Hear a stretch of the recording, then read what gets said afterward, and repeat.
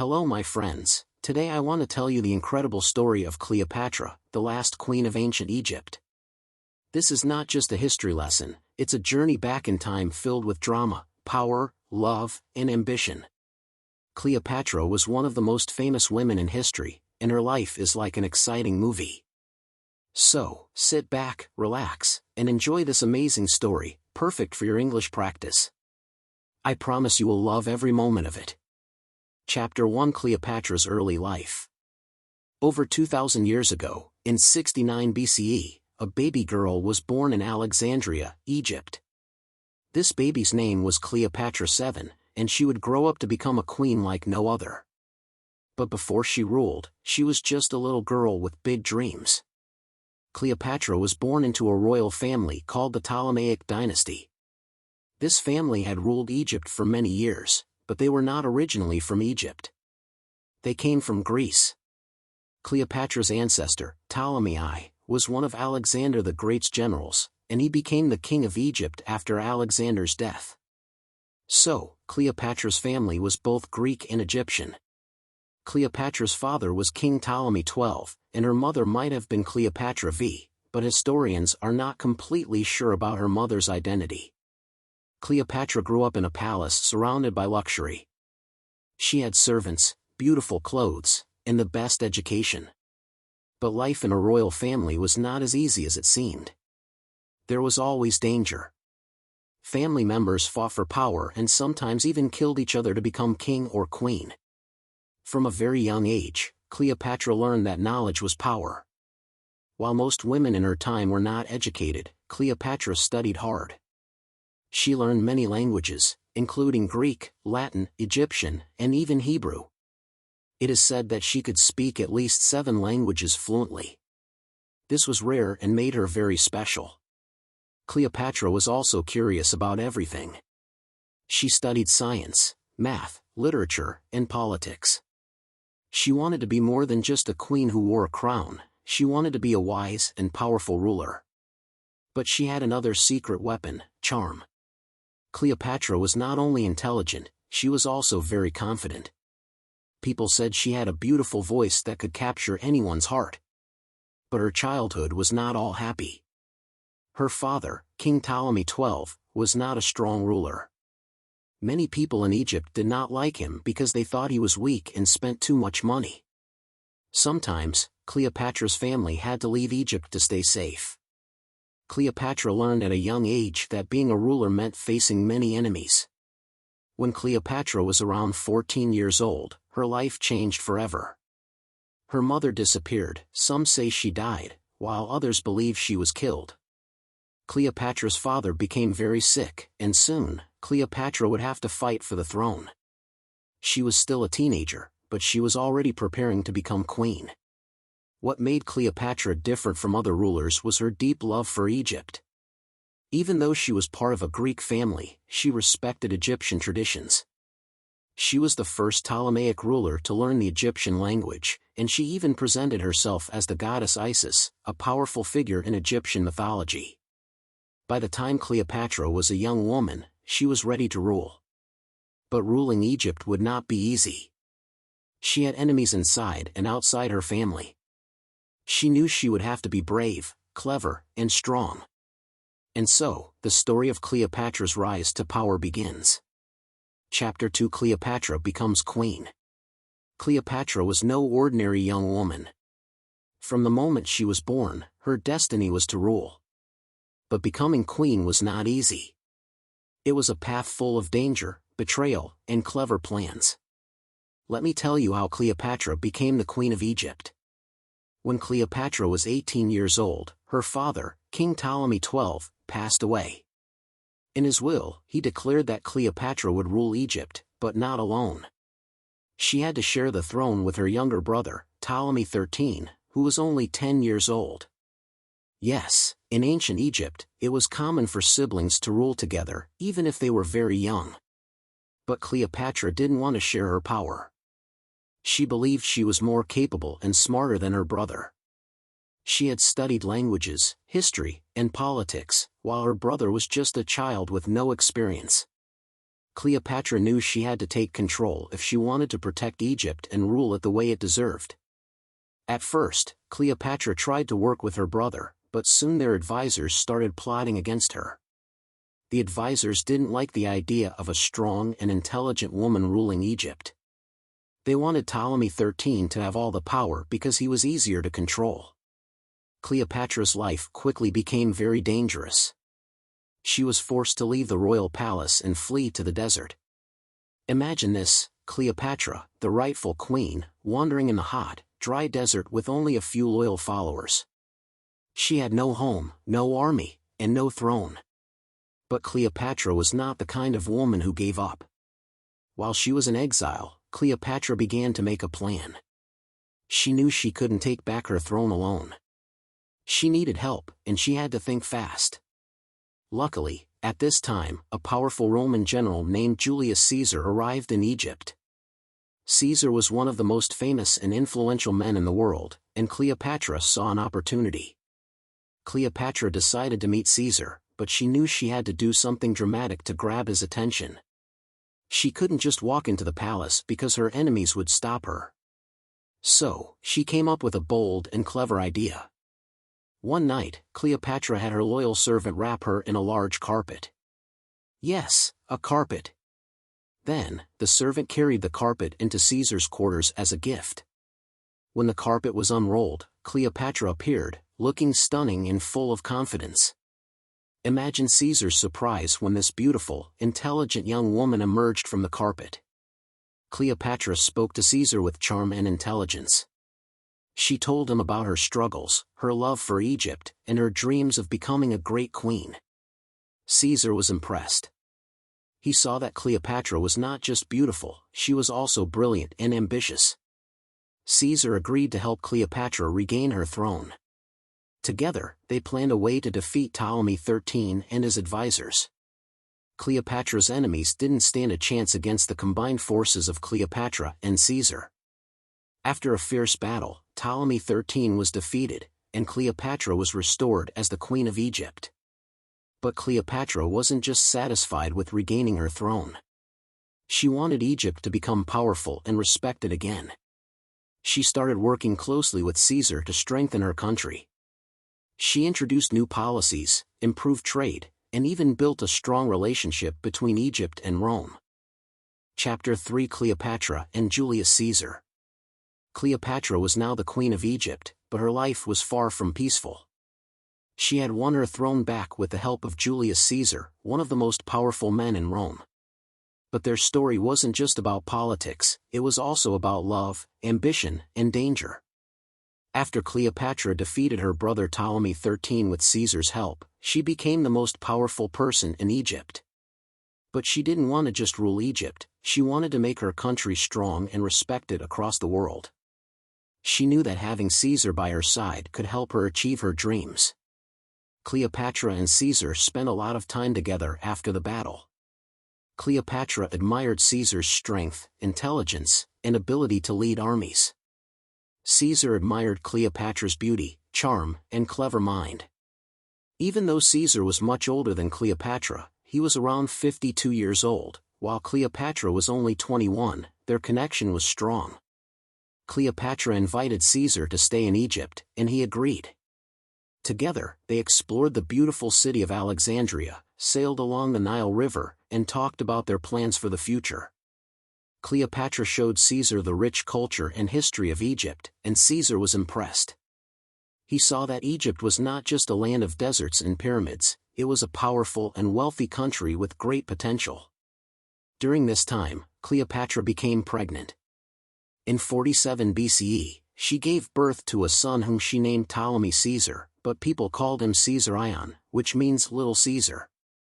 Cleopatra believed that Caesar Ion would one day unite Egypt and Rome, creating a powerful empire.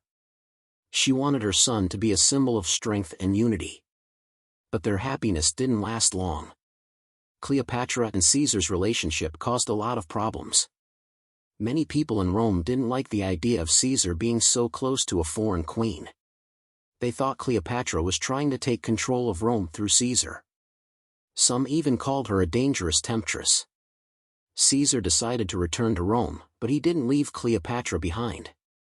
Instead, he invited her to come with him. Cleopatra, always bold and fearless, agreed. She traveled to Rome with Caesar and a grand entourage. Imagine the scene: Cleopatra arriving in Rome with golden chariots, exotic animals, and beautiful Egyptian servants. She wanted to show the Romans the wealth and power of Egypt. In Rome, Cleopatra lived in a luxurious villa provided by Caesar. She attended banquets, met important Roman leaders, and even influenced Roman fashion with her Egyptian style. But not everyone welcomed her. Roman women were especially unhappy because Cleopatra was so different. She was confident, glamorous, and unafraid to stand out. While in Rome, Cleopatra witnessed Caesar's rise to power. He declared himself dictator for life, meaning he had complete control over Rome. Cleopatra hoped that this would strengthen their alliance, but trouble was brewing. Many Roman senators were unhappy with Caesar's growing power, and they started plotting against him. In 44 BCE, something terrible happened. Julius Caesar was assassinated by a group of senators who feared he was becoming too powerful. They stabbed him in the Roman Senate, and his death shocked the world. Cleopatra was devastated. She had lost her greatest ally and the father of her son. Cleopatra knew that her life was in danger without Caesar. She had no protection in Rome, and many people saw her as a threat. She had to act quickly. She gathered her servants, her son, and all her treasures and fled back to Egypt. Back in Egypt, Cleopatra was determined to stay strong. She mourned Caesar's death but didn't let it stop her. She continued to rule Egypt with wisdom and courage. She strengthened her army, improved the economy, and prepared for whatever challenges would come next. Cleopatra also made sure to protect her son, Caesar. She wanted him to grow up as a strong leader who could one day fulfill her dream of uniting Egypt and Rome. She taught him about politics, strategy, and the responsibilities of being a ruler. But Cleopatra knew that Egypt was still in a dangerous position. Rome was the most powerful empire in the world, and Egypt needed a strong ally. Cleopatra began to look for new ways to protect her country and her throne. This chapter of Cleopatra's life was filled with love, loss, and survival. She had faced one of the greatest tragedies of her life but refused to give up. Chapter 4: Cleopatra and Mark Antony. Cleopatra's life took another exciting and dramatic turn after Julius Caesar's death. This chapter is about Cleopatra's meeting with Mark Antony, one of the most powerful leaders in Rome, and how their story became one of the most famous love stories in history. After Julius Caesar died, Rome was in chaos. Many powerful men were fighting to take control of the empire. Among them were Mark Antony, Octavian, Caesar's adopted son, and Lepidus. Together, they formed the second triumvirate to rule Rome, but it was clear they didn't trust each other. Mark Antony was a brave soldier and a skilled leader. He was strong, handsome, and very confident. He was also charming, and people admired him. Mark Antony had heard about Cleopatra, the beautiful and intelligent queen of Egypt, but they had never met. At this time, Mark Antony wanted Egypt's support because Egypt was a rich and powerful country. Cleopatra, on the other hand, wanted to protect Egypt from Rome's growing power. She knew that building a strong alliance with Mark Antony could help her achieve that. One day, Mark Antony sent a message to Cleopatra. He wanted her to meet him in Tarsus, a city in modern-day Turkey, to discuss their alliance. Cleopatra knew this was her chance to impress Antony, and she planned something unforgettable. When Cleopatra arrived in Tarsus, she didn't just come as an ordinary queen. She made a grand entrance that would leave everyone speechless. Cleopatra sailed to Tarsus on a golden ship with silver oars and purple sails. She dressed as the goddess Aphrodite, the goddess of love and beauty, and surrounded herself with beautiful servants dressed as gods and goddesses. The air was filled with the sweet smell of perfumes and flowers. When Antony saw Cleopatra, he was amazed. He had never seen anyone like her. She was confident, intelligent, and beautiful. Cleopatra spoke to Antony with charm and wit, and he couldn't take his eyes off her. That meeting was the beginning of their powerful and passionate relationship. Cleopatra invited Antony to come to Egypt, and he accepted. In Alexandria, they spent time together, enjoying lavish banquets, parties, and games. Cleopatra showed Antony the beauty of Egypt and its rich culture. They laughed, shared stories, and made plans for the future. Antony fell deeply in love with Cleopatra, and she fell in love with him too. Together, they dreamed of creating a great empire that would rule both Rome and Egypt. Cleopatra believed that with Antony by her side, she could protect Egypt and make it more powerful than ever. But their relationship wasn't just about love, it was also about politics. Antony needed Cleopatra's wealth and resources to support his military campaigns, and Cleopatra needed Antony's power to protect Egypt. They both knew that they were stronger together. Cleopatra and Antony's love grew stronger, and they even had 3 children together, a son named Alexander Helios, a daughter named Cleopatra Selene, and another son named Ptolemy Philadelphus. Cleopatra was proud of her family and believed her children would one day rule a great empire. However, not everyone was happy about their relationship. In Rome, Antony's alliance with Cleopatra made many people angry, especially Octavian. Octavian saw Cleopatra as a threat and accused her of trying to take control of Rome. He began spreading rumors that Cleopatra had bewitched Antony with her beauty and charms. Antony's alliance with Cleopatra also caused problems in his personal life.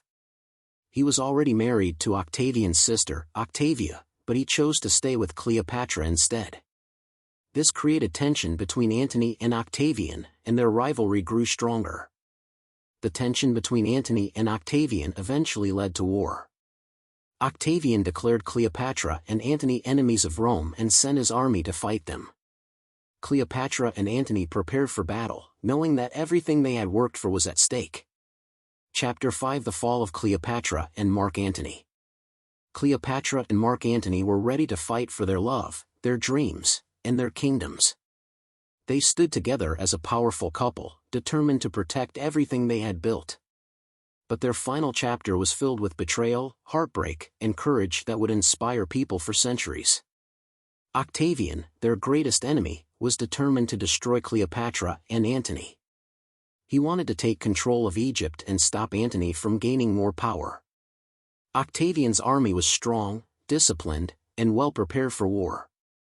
Cleopatra and Antony, however, were not going to give up without a fight.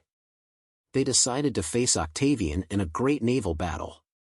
This battle, known as the Battle of Actium, took place in 31 BCE near the coast of Greece. Cleopatra brought her fleet of Egyptian ships, and Antony brought his Roman forces.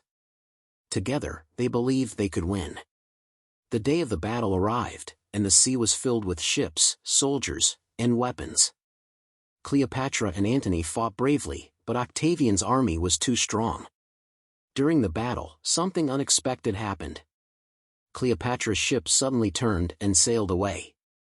Many believe that Cleopatra retreated to protect her fleet and herself, but Antony misunderstood her actions. He thought Cleopatra had betrayed him. Feeling heartbroken and confused, Antony's forces began to fall apart. Octavian's army defeated them, and Antony was left devastated. He returned to Egypt to find Cleopatra, desperate for answers. When they met, Cleopatra explained her actions. She told Antony she had not betrayed him, she had only wanted to save their lives. Antony believed her, and their love remained strong. But they knew their enemies were closing in. Octavian's army followed them to Egypt. Cleopatra and Antony tried to defend Alexandria, but they were outnumbered. They realized they couldn't win this war, but they were determined to stay together until the end. Antony fought bravely in one last battle, but his army was defeated. Heartbroken and believing Cleopatra was dead, Antony fell on his sword. As he lay dying, news came that Cleopatra was still alive. His servants carried him to Cleopatra's hiding place, and the two lovers shared their final moments together. Antony died in Cleopatra's arms, leaving her alone to face her enemies. Cleopatra knew that Octavian would soon capture her. She refused to let him parade her through Rome as a prisoner, showing her as a defeated queen. Cleopatra was a woman of pride and dignity. She decided to take control of her fate. In her final moments, Cleopatra dressed in her royal robes and crown. She surrounded herself with treasures and symbols of her reign. According to legend, she arranged for a poisonous snake called an asp to be brought to her. She allowed the snake to bite her, ending her life on her own terms. When Octavian arrived, he found Cleopatra dead, lying peacefully in her royal chamber. He was shocked but also impressed by her courage. Cleopatra's death marked the end of the Egyptian kingdom. Octavian took control of Egypt, and it became part of the Roman Empire. But Cleopatra's story didn't end there. Her life and her love with Antony became legendary. People admired her for her intelligence, bravery, and determination. She was not just a queen, she was a symbol of strength, resilience, and courage. Cleopatra's story teaches us that even in the face of great challenges, we can stand strong and fight for what we believe in. She never gave up on her dreams or her country. She showed the world that women can be powerful leaders, thinkers, and warriors. Her life may have ended in tragedy, but her legacy lives on. Cleopatra reminds us to never give up, to believe in ourselves, and to take control of our destiny. She proved that even in the darkest moments, we can face our challenges with courage and dignity.